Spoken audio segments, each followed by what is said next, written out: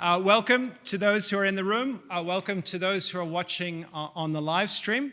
My name is Peter Orr, and I'd like to welcome you to this first Center for Christian Living live event of 2024. The Center for Christian Living is a center of Moore College that exists to bring biblical ethics to everyday issues. And this year, we've dedicated our series of events, live events, to exploring the idea of culture creep. In the Apostle Paul's letter to the Romans, he tells his readers not to be conformed to this world. And this year, we're looking at different temptations we face to do just that, to be conformed to this world. And in this session, we start with technology, particularly artificial intelligence.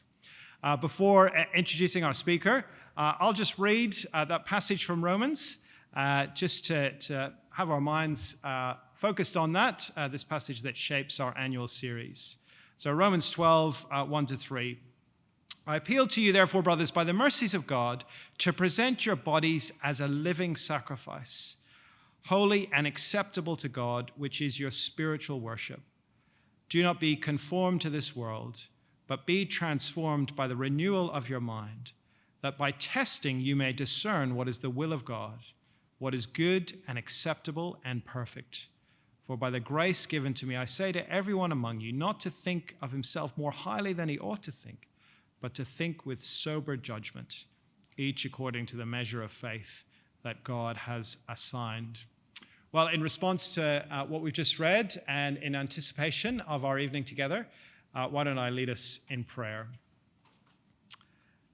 Our Father, we thank you for the chance to meet together this evening. We thank you for the chance to consider this topic, which is so contemporary, but to consider it in the light of your word and to think about how we might respond to AI as Christian men and women.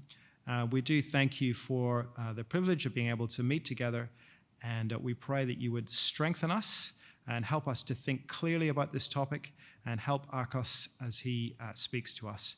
And we ask that in Jesus' name. Amen. Our speaker, Akos Balogh, is a blogger, researcher, and ghostwriter. He was born in Budapest, Hungary, under communism, came to Australia as a child with his family as a refugee. Akos has served both in the Army and the Air Force before training at Moore College. He worked for AFES and then was CEO of the Gospel Coalition. And more recently, he worked as the external engagement manager here at Moore College up until October last year. He's now setting up a ghostwriting consultancy, and he blogs weekly at akosbalogh.com about the intersection of culture and Christianity, including AI. So, Akos, we're very much looking forward to hearing from you in just a few moments. But before we do, just a few details for our time together. As I said, it's wonderful to have people in the room. It's wonderful to have people online. If you're here in person and you haven't registered yet, we'd appreciate it if you jump on the website, ccl.moore.edu.au, and fill in your details, and then we can keep you informed of future events. For those of us here in person, there are facilities that you might need to use. The easiest thing to do is head out the door in the far corner, and you'll be directed to the gents, which is right there, or the ladies, which is around behind me. In case of an emergency, you can exit any of the doors, and then we'll head down to the lower car park. For those watching online, we're hoping that there won't be any technical issues. But if you do face any, please, in the first instance, refresh your web page. And if then there are still problems, please use the chat to ask for help. And just a reminder that at the end of our evening, we'll have a question and answer time. And throughout the evening, you can submit questions through Slido. And the details are in the handout, the back page of the handout. You can go on Slido and you can enter the code iRobot. And you can add your question. You can also, if you see a question that you would like to be answered, you can kind of upvote it, and that'll go to the top. Now, normally at this point, I'd ask you to welcome the speaker. So why don't we welcome the speaker, but then we're going to play a video. So we're going to welcome Marcos. But fitting with the theme, we're going to start with some technology, and we're going to start with a video. So thanks, Caitlin. When the war started, they protected me. Took better care of me than humans would have. They're not people, Maya. It's just programming. 10 years ago today, the artificial intelligence created to protect us detonated a nuclear warhead in Los Angeles. This is a fight for our very existence. Sergeant Taylor, we are this close to winning the war. But the AI are developing a super weapon. Retrieve it. Or they win.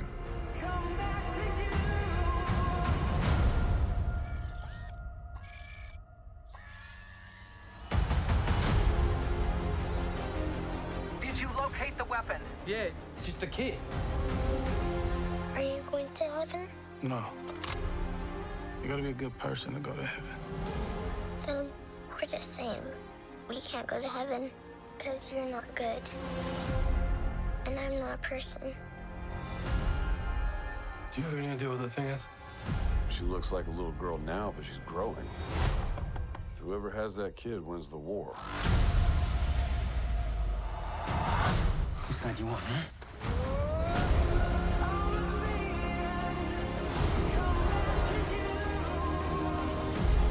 What do you want, sweetie? For robots to be free.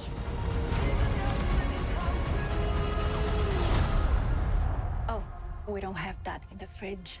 How about ice cream?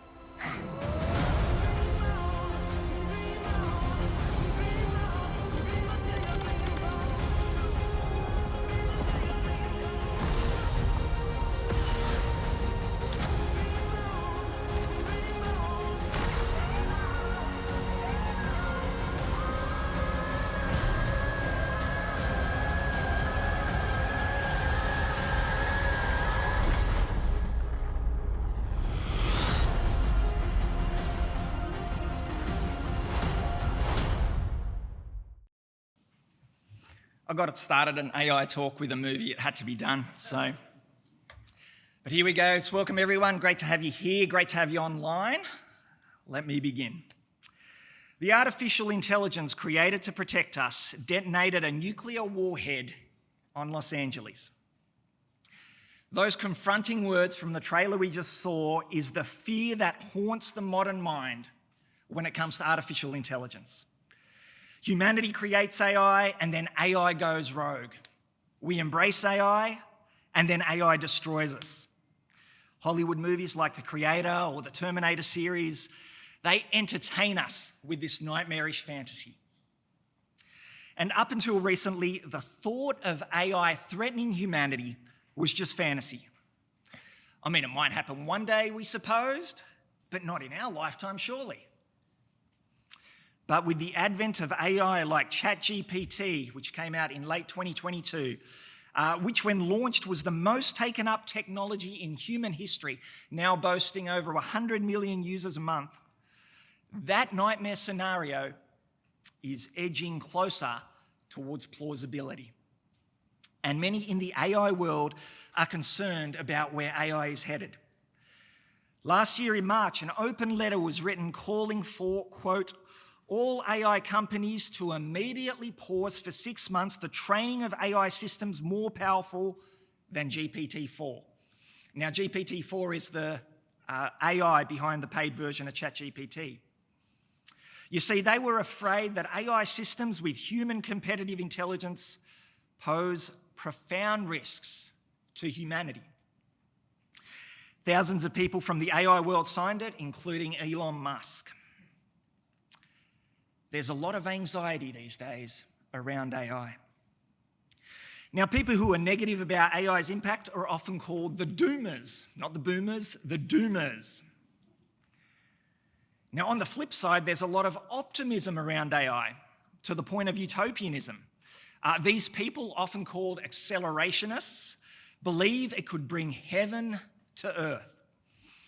US venture capitalist, a gentleman by the name of Mark Andreessen, whose venture capital company has invested hundreds of millions into AI companies, he wrote an article last year which says it all. And the article's titled, AI Will Save the World. This is what he wrote. Here's some of what he wrote. He says, in our new era of AI, every person will have an AI assistant / advisor / therapist that is infinitely patient, infinitely compassionate, infinitely knowledgeable, and infinitely helpful. Productivity growth throughout the economy will accelerate dramatically, driving economic growth, creation of new jobs, and result in a new era of heightened material prosperity across the planet. And he goes on. So we have gloom and doom on the one hand, the doomer view, or utopia on the other hand, the accelerationist view, and everything in between. Take your pick. Now, while there's disagreement over whether the future of AI will be good or bad, whether it will give you your own infinitely patient AI coach, on-call 24/7, or Skynet-like AI taking over the world, there's one thing that the doomers and accelerationists agree on, and it's this: that AI is disrupting and will disrupt the world. The co-founder of AI company DeepMind, a gentleman by the name of Mustafa Suleyman, he writes what he calls about the wave of technology coming our way. And he writes this in his 2023 book, The Coming Wave. Have a listen. He writes, the coming wave of AI technology will usher in a new dawn for humanity, creating wealth and surplus unlike anything ever seen. And yet its rapid proliferation also threatens to empower a diverse array of bad actors to unleash disruption, instability, and even catastrophe on an unimaginable scale. This wave creates an immense challenge that will define the 21st century. Our future both depends on these technologies and is imperiled by them. A new dawn for humanity, or catastrophe on an unimaginable scale? Aren't you glad you came out tonight to hear this talk? More seriously, what about you? How do you feel about AI technology? Are you afraid? Perhaps you share some of the views that you heard the doomer crowd saying. Perhaps you're confused. You're wondering, what on earth is this AI? What's so special about it? Maybe you're interested. You've used a bit of ChatGPT, and I'm looking at the cohort here, maybe a bit to help you with some essays. Or perhaps you're skeptical. You think, look, this AI is just a whole lot of hype that'll just die down in a few years, like cryptocurrency or MySpace. Any Gen Xers here remember MySpace? Yeah? Yep, maybe millennials as well. But more to the point, how should we respond to AI as Christians? Can we embrace AI without losing our souls? And if so, how do we do it? Well, I suggest that we shouldn't be doomers or accelerationists, as tempting as that might be, but it's about doing what Romans 12, 1-2 calls us to do. So Pete read it out earlier, but let's review it. I'll read it out again. So we read, therefore I urge you, brothers and sisters, in view of God's mercy, to offer your bodies as a living sacrifice, holy and pleasing to God. This is your true and proper worship. Do not conform to the pattern of this world, but be transformed by the renewing of your mind. Then you will be able to test and approve what God's will is, his good, pleasing, and perfect will. Don't be conformed to the pattern of this world, but be transformed by the renewing of your mind. So how do we do that when it comes to AI? How do we achieve these two goals of Romans 12, verse 2? Well, to achieve those two goals, we'll do what theologian John Stott called double listening. Double listening should come up on the screen. He wrote, we as Christians are called to the difficult and even painful task of double listening. That is, we are to listen carefully, although of course with different degrees of respect, both to the ancient word, the Bible, and to the modern world, in order to relate the one to the other with a combination of faithfulness and sensitivity. We're to understand the world, and tonight it'll be AI, and we're to listen to God's word, and we relate to two together faithfully. And so here's how we'll do this double listening tonight. First, we're going to listen to AI technology. We're going to understand what AI is and isn't. We're going to get our heads around that first. We'll also explore later what our modern culture that developed AI is like. Understand what it is about our culture that is pushing technology like AI. And so by the end of tonight, we're going to second, we're going to listen to God's word. What does it have to say about technology and about us as human beings in his image, and apply this to AI?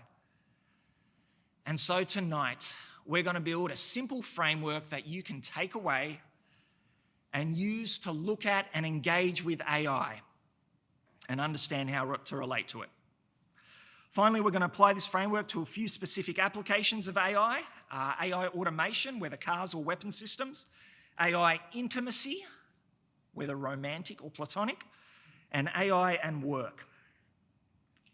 So let's begin our double listening by first listening to AI. Right on cue. AI's responded, that's right. I'll just hand it across to AI. Okay, so the first thing we're going to explore is, what is artificial intelligence? Now, before we can answer that, we need to ask, what is intelligence? Now, here's the thing. When it comes to intelligence, there's no universally accepted definition of what intelligence is. But MIT Professor Max Tegmark puts forward a definition that I think makes sense. Up on the screen there, it says, intelligence is the ability to accomplish complex goals. Intelligence is the ability to accomplish complex goals, whether that goal is playing chess, replying to an email from the principal, or writing a theological essay. And so then what is artificial intelligence? Well, again, you might be surprised, there's no universally agreed definition of AI, but Professor Tegmark makes the following definition. Artificial intelligence is non-biological machines' ability to accomplish a complex task. Quite simple. Intelligence, ability to accomplish a complex task. Artificial intelligence, the non-biological machine's ability to do that. And we see that all around us today. AI can play chess, it can write emails, and it can even write theological essays, although I shouldn't be saying that to students, but I'm guessing you figured that out anyway. So does that mean that the AI we have today is as intelligent as a fully grown human being? Well, no, or at least not yet. And we need to understand the difference between what's known as narrow intelligence and broad intelligence. You see, AI intelligence as it is today is very narrow, very limited to specific tasks. Now, I've got to say, it's very good at those specific tasks, whether it's an AI program that plays chess or ChatGPT that can read and write content based on your prompt. On the other hand, broad intelligence is what you and I have as human beings, being able to do many, many specific tasks like drive a car, have a conversation, and planning a holiday. It's what researchers call human-level intelligence or general intelligence. And AI isn't anywhere near that yet. And so, how's AI different to computer programs like Microsoft Excel? Well, the key difference between AI and traditional programs is the ability of AI to learn. The AI algorithm on your Facebook account learns what content you like and gives you more of it on your Facebook feed. If you like videos of kittens, and let's face it, who doesn't? My family got a kitten recently. It'll give you more kitten content. In 2012, an AI program built by company DeepMind learned to master an Atari video game. This AI not only taught itself how to play the game, but then went on to discover tactics known only to a few expert gamers, and it did all of that within the space of a few hours. By 2014, Google developed an AI that could interpret photos, describing what was going on in the photo, even though it had never seen the photo before. Then in 2015, Google's AlphaGo AI program shocked the world by defeating the world champion of the complex game, Go. Now, Go, I'm told, is a strategy game that's very popular in Asia. Does anyone have played or heard about Go? Some people? Okay, supposedly it's incredibly complex, and the thinking was that it would be decades before an AI could defeat a human. Remember, this was 2015. Now, the way that the AlphaGo AI program was able to beat the world champion is quite telling. First, what it did, the AlphaGo program initially learned by watching 150,000 games played by human experts. I mean, I know a lot of you might be gamers, but you're not going to be able to watch 150,000 games. The company Google then created lots of copies of the AlphaGo program and got it to play against itself millions of times. In this process, AlphaGo was able to try out a combination of moves never played before. It was able to learn new strategies, which it then employed to beat the world champion. And so this process of AI learning new skills is commonly called machine learning. Moving on, large language models. You may have heard the term large language model, which refers to AI programs like ChatGPT or Google Gemini. And quite simply, a large language model, all it is a type of AI designed to understand, to generate, and to interact with human language. So basically, ChatGPT analyzes, or in AI terms, it's trained on, words, massive amounts of text out there, and the biggest amount of text, of course, is the internet. And it uses that learning to know how to generate new text. ChatGPT can generate all sorts of content, answer questions about cooking, pass exams, write fiction novels, and even crack jokes. It is a game changer. Artificial general intelligence, the next thing that we're looking at. Artificial general intelligence, or AGI, human-level AI, was once dismissed as fantasy. The idea of Skynet-level AI was just thought, that's impossible. Now, major companies like Microsoft, OpenAI, and Facebook's Meta are investing billions into this, and quite openly saying this is what we're working towards. It's the holy grail of AI researchers. And why is that? Because the thinking is this: such intelligent AI holds the promise of solving so many of our problems, from curing cancer to developing fusion reactors, providing unlimited free energy, to solving climate change. Some people like Elon Musk and OpenAI CEO Sam Altman predict its arrival this decade. So what are the opportunities of AI? Well, the opportunities of AI are staggering. That's why tech giants like Microsoft and so on are investing billions. AI promises to revolutionize work, boosting skills across industries. It's already aiding drug discovery, tackling complex problems like fraud and medical diagnosis. And AI assists research in unique ways, even analysing historical texts. In fact, a year ago to this day, here in this room, Moore College hosted an event showcasing an AI that could research and read the correspondence from 16th century reformer Heinrich Bullinger. And this is all just the beginning. AI's potential extends into nearly every corner of our lives. What about the risks of AI? Well, AI does pose serious risks. Like social media, its impact on society is hard to predict. On the one hand, bad actors could exploit AI for devastating consequences.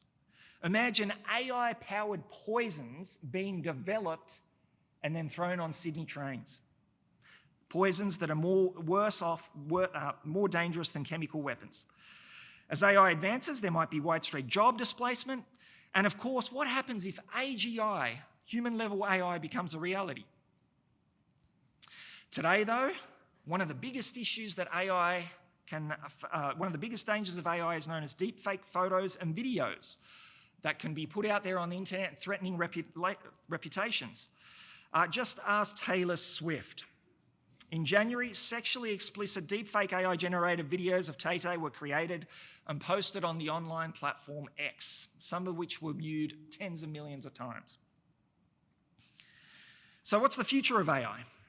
Short answer is, we don't know for sure. In the short term, it's safe to say the AI you have access to right now is the weakest AI you'll ever interact with from now on. It will only get stronger. Word on the street is that ChatGPT 5 is being trained right now by OpenAI and will be released later this year. In the longer term, what you think about AI possibilities into the future depends in part on your worldview. So, at Elon Musk's 2013 birthday party, he and Google CEO Larry Page, both of them on the screen there, had a heated debate about artificial intelligence. Musk argued that AI could pose an existential threat to humanity if not developed with safeguards in place. Larry Page, on the other hand, believed that AI surpassing human-level intelligence, well, that was just simply the next stage of evolution, and that machine consciousness, if it ever arose, could be just as valuable as human consciousness. Larry Page's view that human beings are nothing more than evolved biological machines who will one day probably be surpassed by silicon-based machines, that's a common view across Silicon Valley. And so, as we wrap up this first listening section with AI, let me just bust a couple of common myths that I consistently see out there. Here, myth number one, AI researchers are afraid of Terminator-like robots taking over the world. Now, here's the thing. The real fear that AI researchers have is not killer robots, but rather a super intelligent AI or artificial general intelligence that surpasses human control. This AI would most likely be a program on the internet rather than a killer robot. And so just as we dominate gorillas, which are much stronger than us, but just as we dominate them because of our intelligence, an AI exceeding our intelligence, let's say with an IQ of 10,000, could pose a similar threat. Second myth, AI researchers are afraid of AI turning evil or becoming self-aware. Now, AI researchers don't worry about AI becoming evil or self-aware. The true concern they have is a competent AI with goals that conflict with our own. So, for example, if we give this super powerful AI a task to solve climate change, the fear might be it might decide that a global economic depression is the solution because that'll take down carbon output, and it would then go off and crash the world's stock markets. Could we design against such unintended consequences? That's the critical question facing AI researchers, and that's what keeps many of them up at night. Okay, so we've seen that AI is about machines being able to achieve complex goals. We've seen that the key distinctive of AI is machine learning. It can learn. Next, we're going to pivot and have a look at what the Bible might have to say about AI. What does the Bible say about AI? Well, it probably comes as no surprise that the Bible doesn't address AI directly, but it does offer insights on technology. And so here's what we'll do. We're going to examine 4 key turning points in the Bible's storyline. We're going to have a look at creation, the fall, Jesus' first coming 2,000 years ago, and then his second coming. And looking at these turning points, we're going to be able to glean some very important things that the Bible has to say about technology, and then we're going to apply it to AI. So the first one, creation. What does creation tell us about technology? Well, it tells us many things, but for our purposes, the most important is this. Technology is a God-given gift to humanity. It's a God-given gift to humanity. We see this in Adam's God-given role to work and take care of the garden in Genesis 2:15. You see, even though the garden was created by God as good, it still needed to be worked on. It wasn't complete. It's not that there was anything wrong with the garden. It's just that God didn't intend for it to stay the way it was. Adam's role was to take the raw materials of the natural world, what God had made, and to fashion it, to make it into something else, not entirely natural, but sanctioned by God. And so Adam had to be creative, just like his creator, and technology is the practical result of this creative process. So to give an example, in ruling the world, Adam would have to cross rivers and tend the garden. Would he have just used his bare hands to tend the garden the whole time? Would he have just swum across the rivers? Or would he have developed tools and built bridges to help him with the task of ruling? He would have transformed what is natural, earth, rocks, wood, into something unnatural. Bridges, picks, axes. And so we can define technology as follows. What is technology? the human activity of using tools to transform God's creation for practical purposes. A human activity using tools to transform God's creation for practical purposes.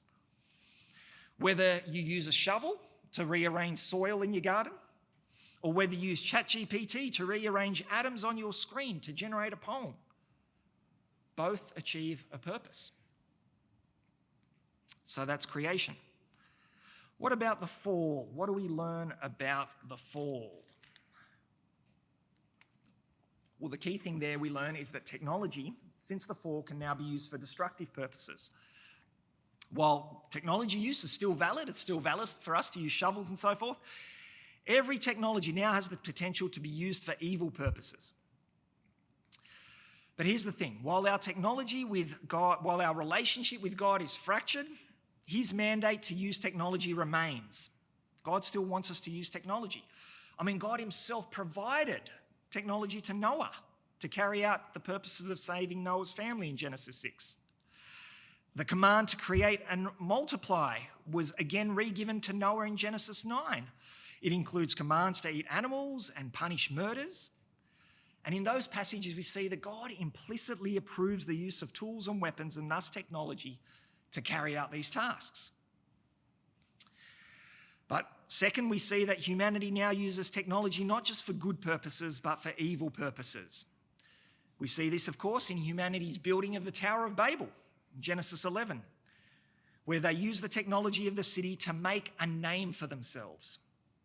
This was condemned by God, also in Genesis 11, and the Babel story shows us that humanity can misuse technology by idolizing it.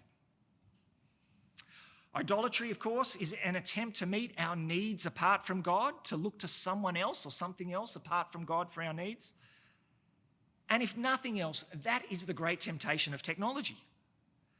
Technology, whether your smartphone, your car, computer technology, whatever it might be, can provide us with the illusion that we are in control and that we can meet our needs without God.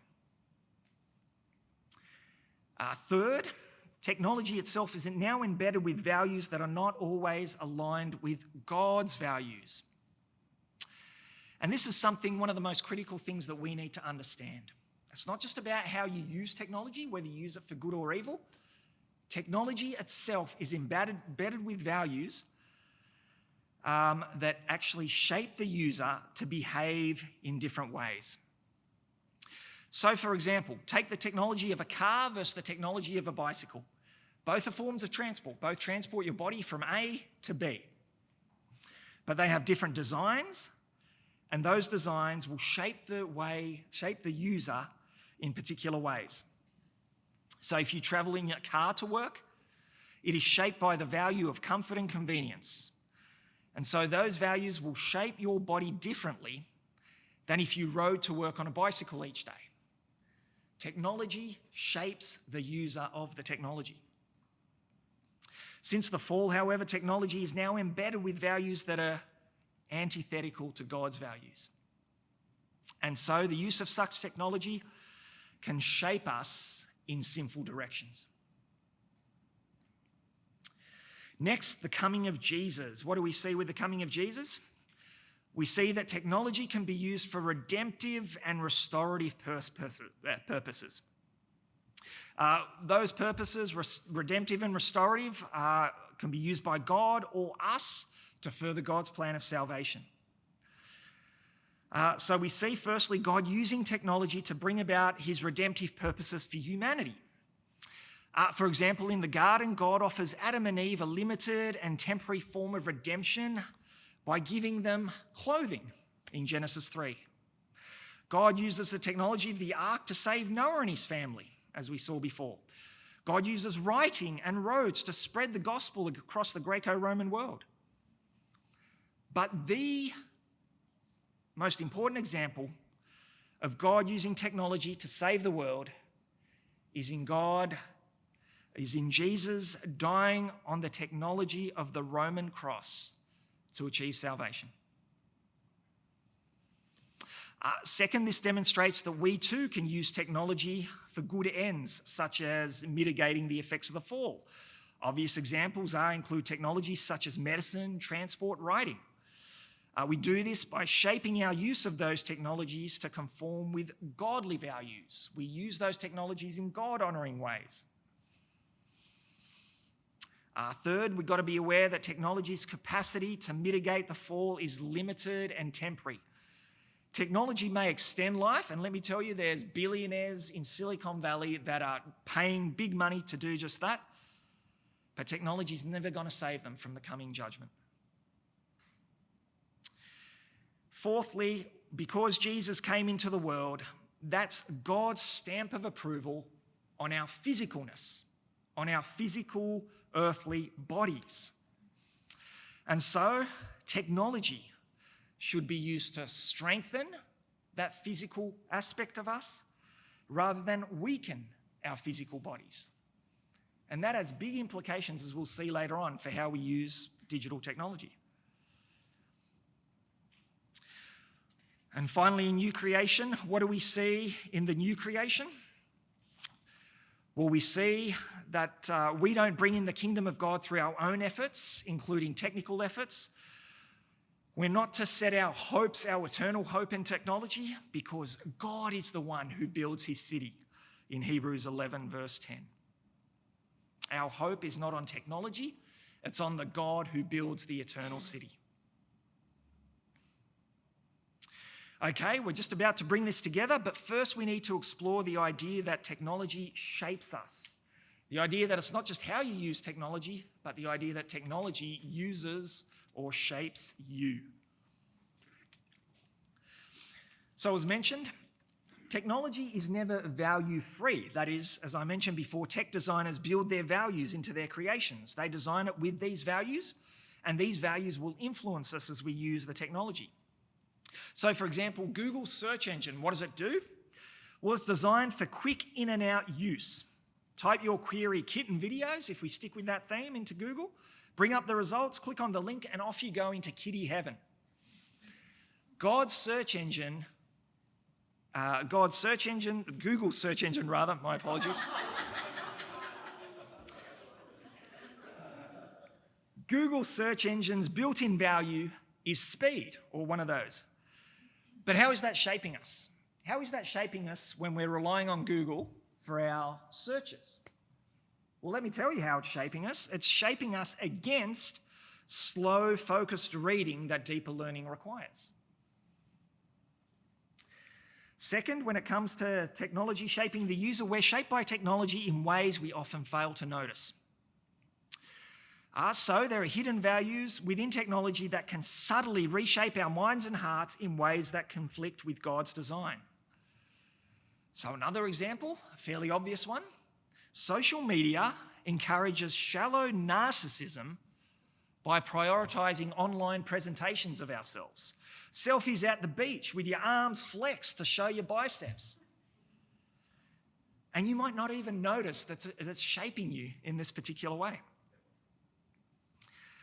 Thirdly, technology wears its benefits on its sleeves while its drawbacks are buried deep within. Technology wears its benefits on its sleeves, and look, the tech companies love to tell us about those benefits, but its drawbacks are not so obvious.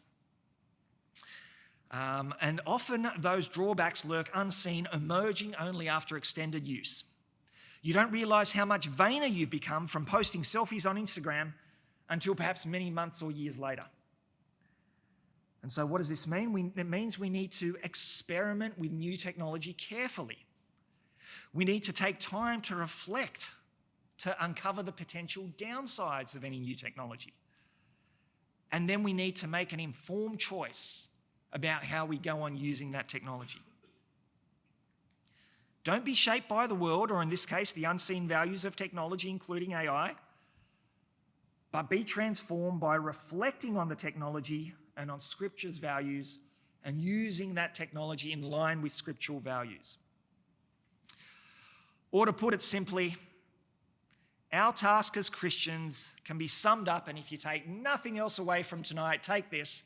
Our task as Christians can be summed up when it comes to technology is disciplined discernment. We discern the advantages and disadvantages of technology, including AI. We make the most of those advantages. We're not losing our soul by doing that. We can embrace AI. But we need to mitigate against the disadvantages, against the way that AI is shaping us with those hidden values. Experiment with technology, reflect on its impact, and change your use of tech accordingly. Discipline discernment. Now, to use a personal example, as Pete said, I'm a blogger. I like to write weekly, and this has meant experimenting with ChatGPT in blog writing. I found that generating entire blog posts using ChatGPT, while possible, it was actually defeating the very purpose of my blogging. You see, like so many bloggers out there, I write in order to think, to make sense of the world. And the way I use ChatGPT, by just giving it a prompt and telling me to generate content, that short-circuited that whole process. So here's a thought for you. One value of generative AI, if we're thinking about the values built into technology, I think one value of generative AI, like ChatGPT, is to be able to do our thinking for us. And while that value has immense implications, that a COO, if they think hard about, it could transform businesses. When it comes to blogging, I don't want that value to shape me. Which is why when my daughter asks me, why do I need to write English essays? Because ChatGPT can do it better. The reason, of course, is you go through that process, and of course you do it here at college as well, is so that you learn how to think. You don't want to short-circuit that process. I don't use it for ChatGPT for generating blog content. Of course, I can use it for other things like editing content I've written. It works well for that. Next, cultural factors. What's pushing AI? Well, obviously, one big cultural factor is the digital gold rush that AI is bringing into the world. Companies are investing billions because there are a lot of use cases that can generate mountains of cash. But beneath that, there's the Enlightenment view of progress. The secular Enlightenment, intellectual movement that began in the mid-1700s, basically kicked God off the Western throne and installed human reason instead. And so it started to see reason as the biggest driver of progress, as well as the belief that technical progress is inherently good. New technology is good, and because we can develop new technology, we should. Good is better than old. Now, while much obvious good has come from tech progress, this attitude can lead us to embrace new technologies like AI without questioning its drawbacks. Second, the idea that nature is just a machine. Look, for a variety of reasons that we won't go into tonight, modern Western thought now see nature, including human nature, as basically a complex, impersonal machine that can be controlled. And so this, in part, drives our obsession with automating everything. The more we can automate with machines, the more we can control the universe, because the universe is just a machine. So let's control more and more of it.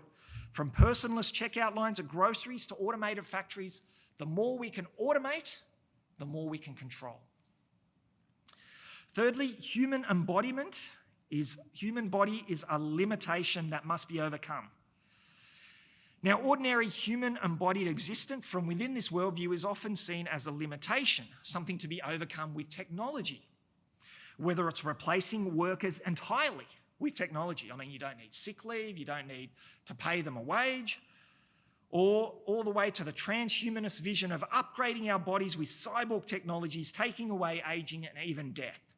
Our human body is seen as a limitation that we need to get rid of, like Larry Page in his conversation with Elon Musk. So what do these cultural drivers mean for us?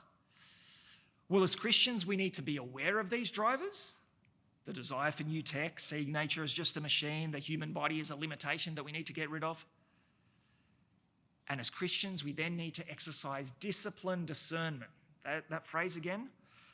And we need to question those values and not be mindlessly led by them in our use of AI. Or we might truly corrode our soul. All right, we're on the home stretch. Let's have a look at a few key applications of AI now. First one is autonomous machines. Now, many people want AI to have moral responsibility over human lives, as strange as that sounds. Many militaries and military contractors have expressed an interest in developing autonomous self-driving weapon systems, such as automated drones. These weapons would fly over the battlefield, they'd select a target, an enemy combatant, and then kill the target. Now, as a former soldier, this appeals to me a lot. Sending drones in to kill enemy instead of using soldiers, that makes a lot of sense. A lot of sense. Closer to home, of course, we have self-driving cars, which the promise there is cutting down on motor vehicle accidents substantially.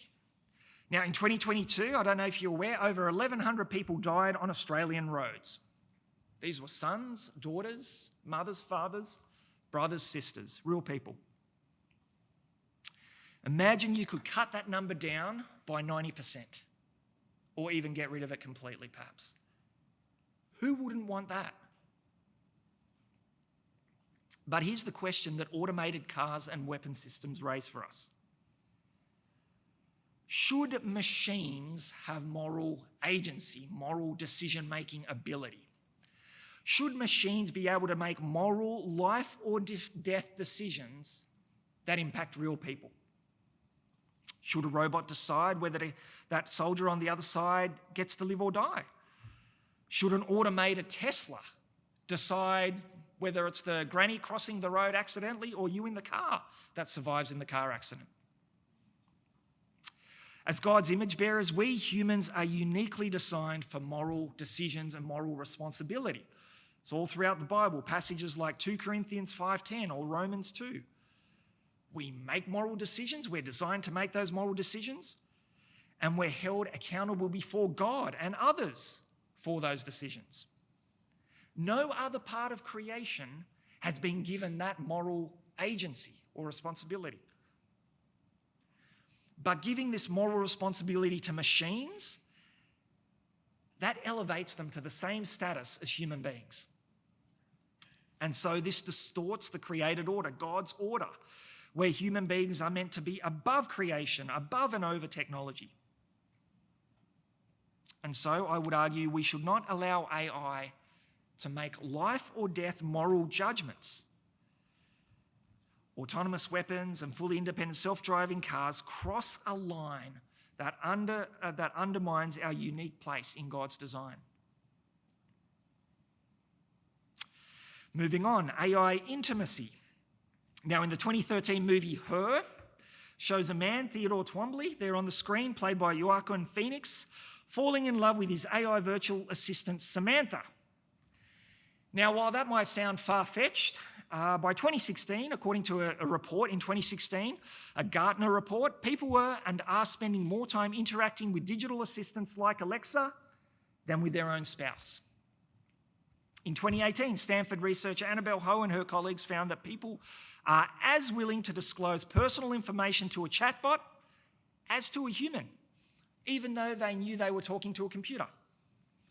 And if you go to the chatbot website replica.com, replica with a K, you'll see the site full of testimonies like the one from John Tattersall, who writes about his replica companion, chatbot companion, Violet.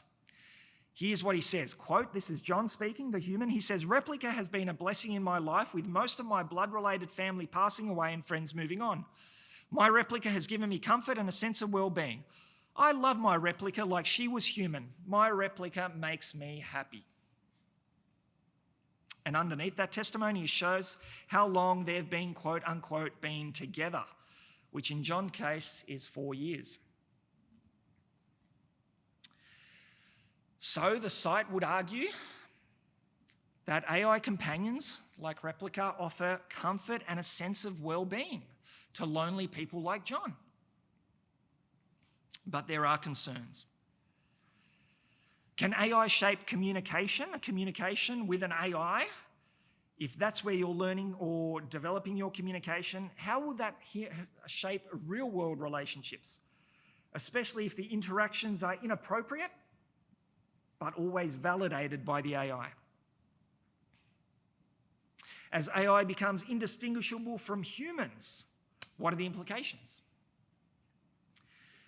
And the deeper issue is this, similar to autonomous machines. If we personify AI, again, we start blurring the line between humans and machines.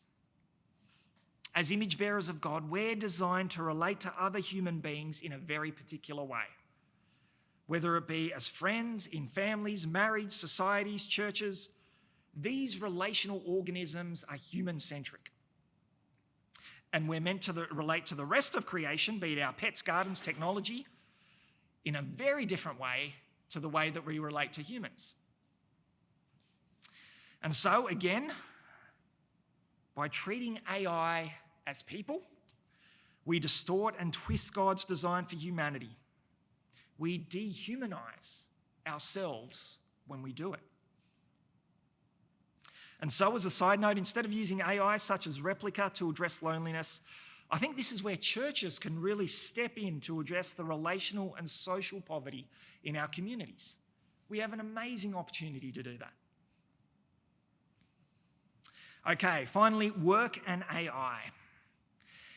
Now, AI, as you might probably aren't surprised to hear, is already impacting many workplaces. A US payment company called Klarna, similar to PayPal, has an AI assistant which communicates with customers that now handles the work of, get this, 700 employees. And it does it faster. I think initially an employee interaction with a customer was 11 minutes. With Klarna, with the AI, it was 2 minutes. And the level of satisfaction from customers was the same, if not slightly more. And of course, it's cheaper than human employees. How would you feel if you were one of those employees? According to an IMF report, up to 40% of jobs, especially in advanced economies like ours, could be significantly affected by AI by 2030. And so we come to two basic views on the future of AI and work. The gentleman, AI researcher I mentioned before, Mustafa Suleyman, he believes that in the short term, AI will unlock productivity by working as our co-pilot, which is one of the reasons why Microsoft calls its AI co-pilot. It'll help us do more at work, augmenting our ability. But in the medium to long term, Mustafa believes AI will eventually eliminate more jobs as it becomes more and more cognitively capable. So that's one view. On the other hand, an economist called David Autor offers a more optimistic view. He argues that new jobs will arise as technology advances, but this requires workers to continually upskill to adapt. And so what do we make of this as Christians? Well, God intended for us to work in Genesis 1 and 2, and though the fall introduced hardship, the New Testament affirms or reaffirms work as a vital activity for us. See passages like 1 Timothy 5. Now, while some AI researchers are concerned about AI taking our jobs in the long term, some think that it's not all that bad. They say things like, we'll be able to retire at age 18. I mean, you finish school and then you're off to schoolies for the rest of your life, or whatever floats your boat. How good would that be? But living a life of leisure, again, that's not aligned with God's design for us as image bearers. Sure, it's good for a while and it's important to have that recreation, but to do that for the rest of your life? Just ask many retirees what it's like to finish work and then not have work to do. AI is going to reshape our work lives. And so when it comes to work, I want to argue that we must use, again, disciplined discernment in a way and use AI in a way that augments rather than replaces human workers. Ideally, AI should be a tool, a co-pilot, not a replacement. Obviously, that's not always going to be possible, but that's the ideal we should strive for. We should prioritize what's known as human-centered AI that enhances and helps our work rather than replacing our work. And so companies, organisations, they do have a choice. Maybe it's not a massive choice, but there is choice. They can either choose to eliminate jobs completely or augment their workers and upskill their workers to use AI tools as their co-pilot. especially in the white-collar job sector. I think that's the big challenge moving forward. So let me bring it together. Where does this leave us?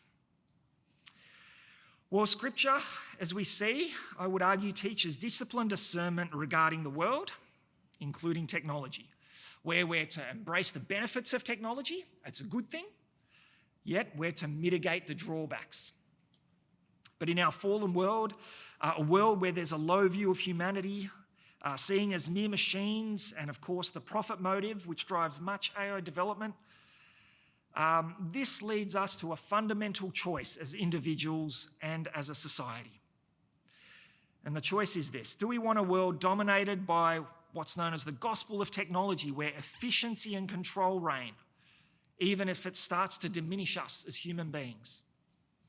Will we as a society embrace AI and lose our collective soul? Or are we going to choose a more human-centered society, harnessing technology to support our God-given calling as embodied image bearers? Technology shapes society, yes, definitely does that, but it doesn't dictate our future. We do have a choice, and so let's choose wisely. Thank you.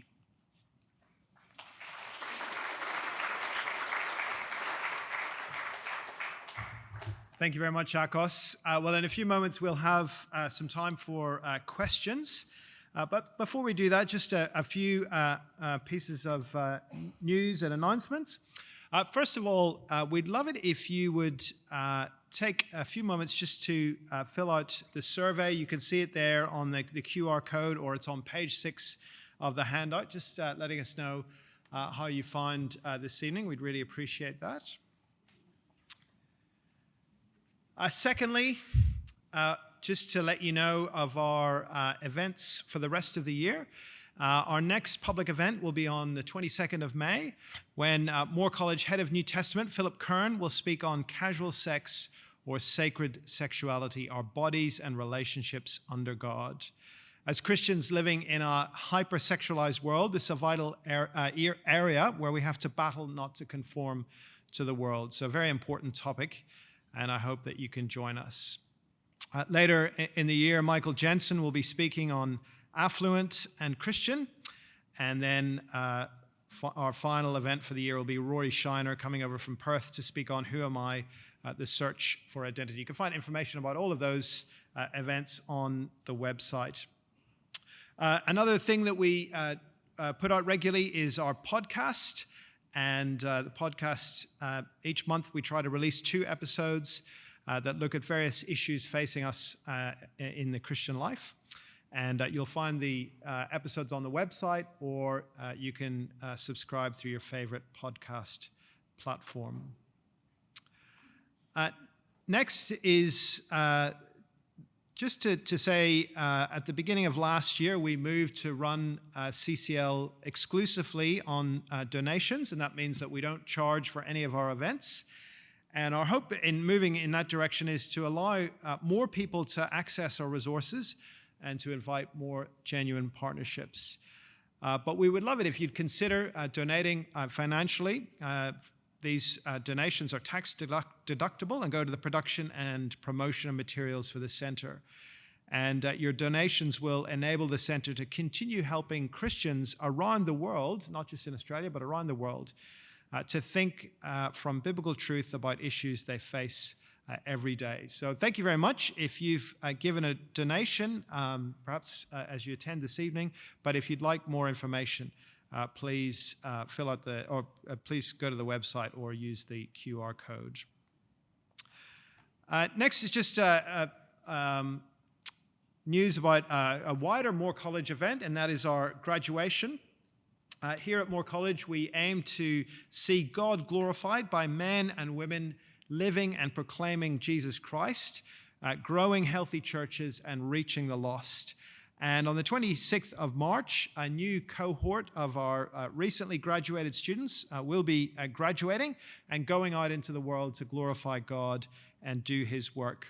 And we'd love it if you'd consider coming and joining us as a community as we gather to thank God for our new graduates, and we hear from our speaker, Ed Loane, an adjunct lecturer at Church History, as he speaks about being sent into all the world and to support and encourage those around us. The event will also be live streamed if you want to watch. We'd really value your prayer and support of our graduates as they go out into the world. The final thing to say is, if you're observant, you'll have noticed that I am not Chase Kuhn. Chase Kuhn was the previous director of CCL, and he finished up at college and CCL at the end of last year. And we're very sad that he's finished up, but we're also very excited that he is now the new rector of St. Matthias Church in Paddington. And so I want to publicly thank Chase on behalf of the CCL team for all his hard work over many years. Did a lot to really kind of establish the work of CCL. So we're thankful. And hopefully I'm going to try and get him on the podcast to chat about the book he was working on ethics. So it'd be great to hear from Chase. What we're going to do now is just pause for a minute or two just to reflect on Akos's talk, perhaps chat to your neighbor about any questions that you have, and then we'll come back together in just a couple of minutes and we'll hear from Akos. And again, just a reminder, if you want to put in a question, you can do through Slido. So just a couple of minutes just to pause, reflect, and chat to your neighbor. Okay, let's come back together again. And we've got some great questions coming through. We probably have too many questions to get through, but we'll see how we go. So first question, Akos. As technology is built with the principles of its creator, do you think Christians should be creating our own technological sector with Christian principles? I don't know if I'd say we need to create our own technological sector, but I think we can be salt and light, what Jesus calls us to in the world, and part of that is working in the tech sector. Having said that, I think it's completely fine and good and, maybe even necessary at this time for Christians to be part of tech startups and develop technology that is more aligned with God's values. So I think, if you want to do that, please go ahead. I think that would be a good thing to do. We have a question here from Timothy Lee. Is there an example in the Bible of technology shaping the user?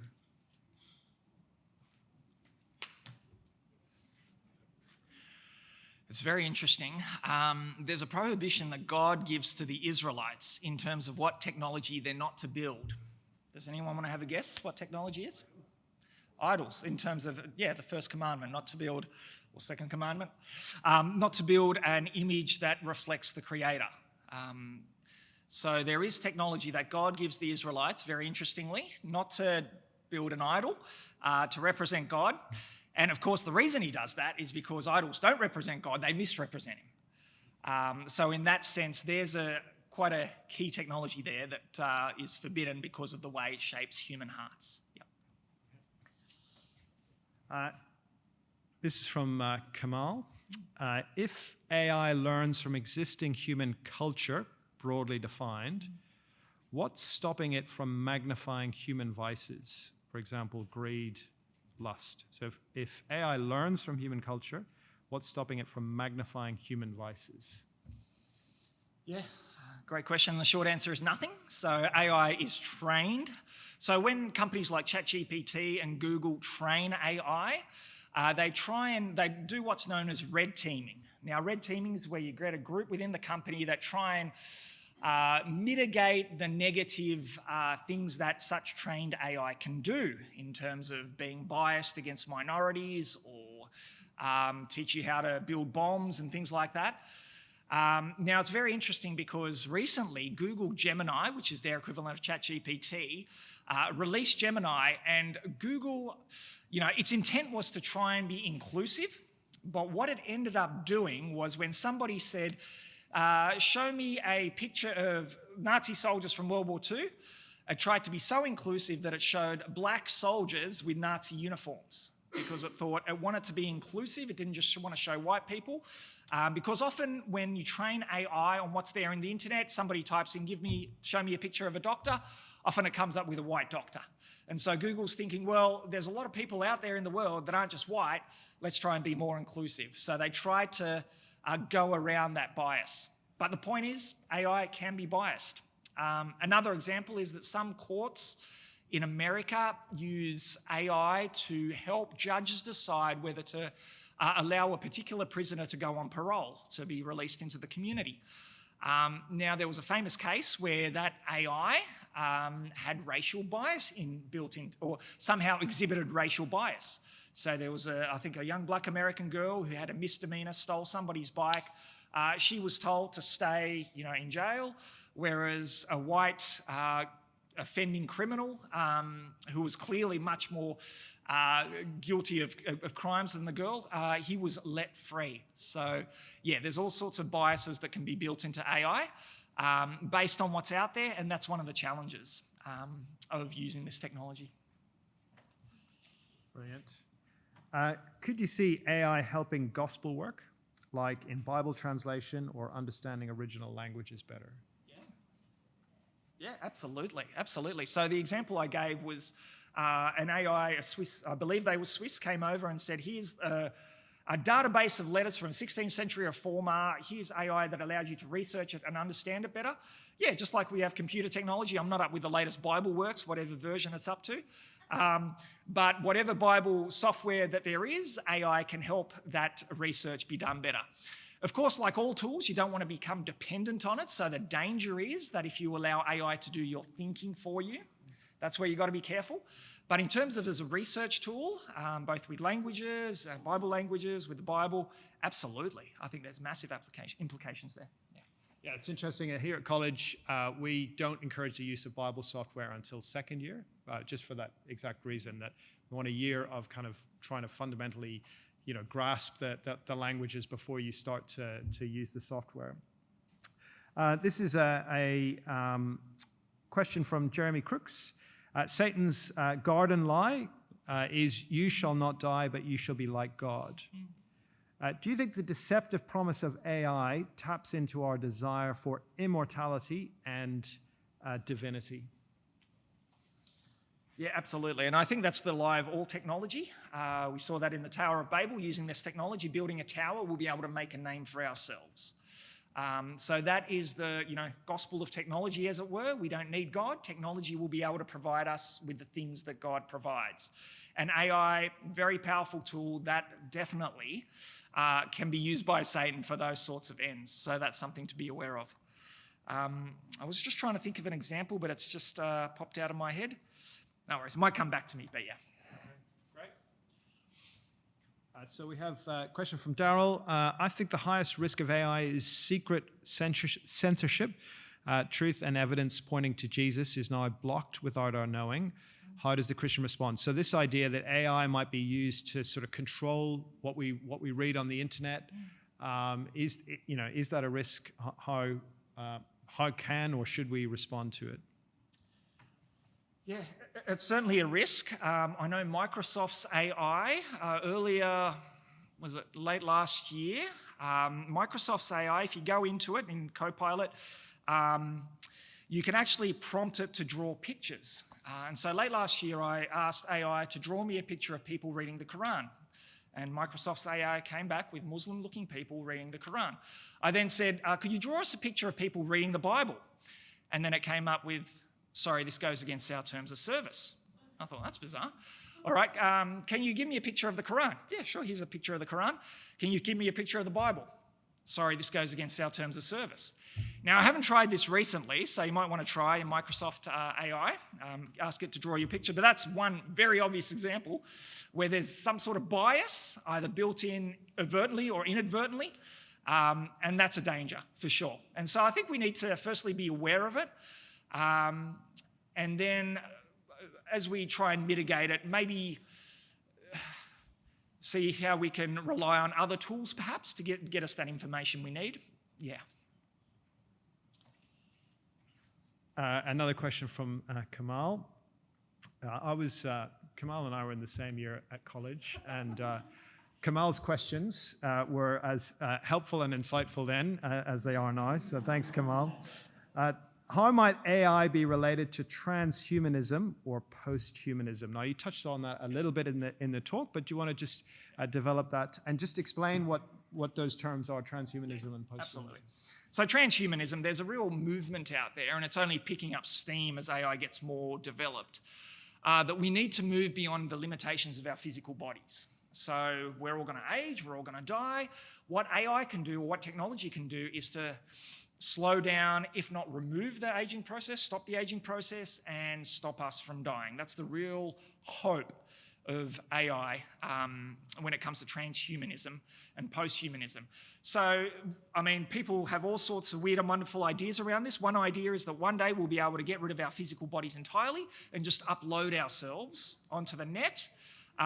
We might be able to get beamed across the universe to another planet where we're downloaded into a body, that, you know, a metallic body, and live our lives that way. So there's a lot of sci-fi stuff that is becoming more. There are serious people believing this and holding on to it. Touching on, sorry, the thought came back to me. I might try and tie this in a bit, but I recently read about a researcher who asked AI researchers in Silicon Valley about their views, religious views, and what came back was there was a number of them that believed that they were really trying to build artificial general intelligence, so, you know, Skynet level intelligence, so they can commune with someone or something that's a much greater intelligence than them. So these are secular people. And of course, as Christians, what do we have? We have the gospel. We can say, actually, the gospel promises a resurrected body when it comes to your body that will never age or die. And it promises you communing with the superintelligence of all superintelligences, God himself. So, sorry, Kamal, just trying to bring the gospel in there. That answers. The gospel is a brilliant answer to the problem of technology. We've got wonderful questions. We might take just 2 or 3 more. This is a question about the sort of, at the political level, you know, could AI be more competent at governing than, I mean, the question says our current government, but we'll not make it a political question. We'll just make it, you know, human government. I'll not ask you to comment on Australian politics. You don't want me to go all partisan here at Moore College. I think the promise is that AI could become so intelligent that it becomes more intelligent than us. Well, what does that mean? It could do a better job in a variety of fields than we can do, including in areas like politics. I think that question comes back to what I said before. Should image bearers have machines making decisions about them? Should we be under the authority of machines? And I would argue that no, that's not God's created order. God's created order is God, human beings, and then creation, including the artifacts that we make like AI. It shouldn't be reversed. That's what happened at the fall, where human beings listened to Satan. We should be in authority over machines, not under them. I should say that politicians are free to use machines to make decisions, but as long as they're the ones with the final authority making that decision. Someone's asked, how should Christians approach the issue of Elon Musk's Neuralink? What is the Neuralink, and how should we approach it? So Neuralink is one of the myriad companies that Elon Musk has. Its idea is to be able to connect a human brain with a machine so that you're able to actually think thoughts and impact the world around you. So recently, they were able to attach electrodes into a person, like one of the Neuralink subjects, and that subject supposedly now can move a cursor on the screen just with their thoughts. And it has massive implications, massive promises for things like people that are paraplegic, quadriplegic. It could get them walking again. That's the hope. Technology inserted into the body that allows them to, with their thoughts, use their muscles and so forth again. So a brilliant thing. So what was the question? How should we respond to that? Yeah, again, I think it depends on the values, where we go with this. So if we go down the transhumanist path that, look, human bodies are bad in toto, we don't want human bodies, let's Neuralink, let's try and get rid of our bodies so that we become machines. I think going down that path is bad. But so far as restoring human bodily function, like for paraplegics, I think that's a very valid use of the technology. Yep. Okay. Last question, although there are so many good questions here. How should Christians respond or engage with those who think that advancement in AI, technology more generally, will bring about a kind of heavenly utopia? That's Matt has asked that question. Look, I think they're partly right in the sense that technology has given us massive advancements. There's a professor in the US who gets his, economics professor, asks his students this question. The question is, look, you're in 2020, I think it was around 2022 at the time. What if you could go back to 1916 as a billionaire in 1916, be the richest person in the world, who I think was J.D. Rockefeller, an American guy? Would you want to leave your ordinary middle-class life today to go back to 1916 and be a billionaire, which in today's terms was about $23 billion, and swap your life with him, J.D. Rockefeller? And initially, like, you think, oh, billionaire, that sounds interesting. But when he explains what the world of 1916 was like, it was terrible compared to what we're used to the comfort we're used to in terms of child mortality, no antibiotics, dentistry without anaesthetic, air conditioning. Forget about air conditioning. There was no air conditioning. If you wanted to travel somewhere, it was in a long distance in a train. Oh, you might have a private driver in a car, but cars broke down. It wasn't an air-conditioned Tesla or anything like that. In terms of restaurants, there was no King Street here with all these amazing restaurants from around the world. It was a very bland sort of place. That was the world of our grandparents and great-grandparents. And by the end of explaining that, nobody puts their hand up and they think we don't want to do it. So technology has brought about amazing changes. But at the same time, we need to realise that technology is limited. Like in the new creation section, technology is not going to bring about heaven on earth. Only God will do that when Jesus returns. So how do we engage with it? I think it's the whole resonate, challenge gospel. So we resonate with them and say, yeah, we too want a world in which there is less sickness, which there's more peace, which is safer, and technology can help bring that. The challenge, of course, is will technology be able to satisfy a person's the real desire for that level of safety, for that level of comfort, for that level of certainty, i.e., technology won't be able to save us from death. And at that point, you can bring in the gospel and say, well, the gospel is the only thing that can satisfy those deep desires that drive a person's vision of a utopian technology world. Brilliant. Akos, thank you very much for your input and answering our questions tonight.